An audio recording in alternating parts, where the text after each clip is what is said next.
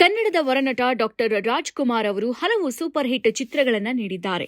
ಅವರು ನೀಡಿದ ಸಿನಿಮಾಗಳು ಈಗಲೂ ಅನೇಕರಿಗೆ ಮಾದರಿ. ಅವರ ಖ್ಯಾತಿ ವಿಶ್ವಾದ್ಯಂತ ಹಬ್ಬಿದೆ. ಕೇವಲ ಕನ್ನಡ ಮಾತ್ರವಲ್ಲದೆ ಪರಭಾಷೆಯ ಮಂದಿಗೂ ರಾಜ್ಕುಮಾರ್ ತಿಳಿದಿದ್ದಾರೆ. ರಾಜ್ಕುಮಾರ್ ಅವರ ಹಾಡುಗಳು ಕೂಡ ಅನೇಕರ ಫೇವರೇಟ್.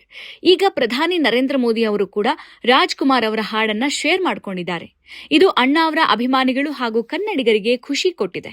ರಾಜ್ಕುಮಾರ್ ಅವರು ಬಾಂಡ್ ಸಿನಿಮಾಗಳಿಂದ ಹಿಡಿದು ಪೌರಾಣಿಕ ಸಿನಿಮಾಗಳವರೆಗೆ, ಆಕ್ಷನ್ ಸಿನಿಮಾದಿಂದ ಹಿಡಿದು ಭಕ್ತಿ ಪ್ರಧಾನ ಸಿನಿಮಾವರೆಗೆ ಎಲ್ಲಾ ರೀತಿಯ ಚಿತ್ರಗಳಲ್ಲೂ ಕಾಣಿಸಿಕೊಂಡಿದ್ದಾರೆ.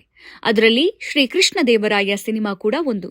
ಈ ಚಿತ್ರದಲ್ಲಿ ರಾಜ್ಕುಮಾರ್ ಅವರು ಕೃಷ್ಣದೇವರಾಯ ಪಾತ್ರದಲ್ಲಿ ಕಾಣಿಸಿಕೊಂಡರು.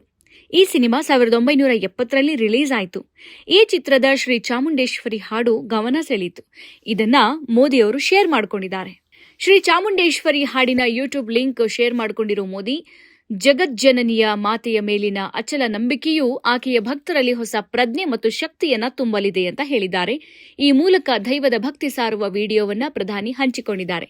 ಶ್ರೀ ಚಾಮುಂಡೇಶ್ವರಿ ಹಾಡನ್ನು ಪಿ. ಲೀಲಾ, ಎಸ್. ಗೋವಿಂದರಾಜು ಹಾಡಿದ್ದಾರೆ. ಪ್ರಭಾಕರ ಶಾಸ್ತ್ರಿ ಅವರು ಹಾಡಿಗೆ ಸಾಹಿತ್ಯ ಬರೆದಿದ್ದಾರೆ. ಟಿ. ಜಿ. ಲಿಂಗಪ್ಪ ಅವರು ಹಾಡಿಗೆ ಸಂಗೀತ ಕೊಟ್ಟಿದ್ದಾರೆ. ರಾಜ್ಕುಮಾರ್ ಹಾಗೂ ಭಾರತೀಯವರು ಈ ಸಿನಿಮಾದಲ್ಲಿ ನಟಿಸಿದ್ದಾರೆ.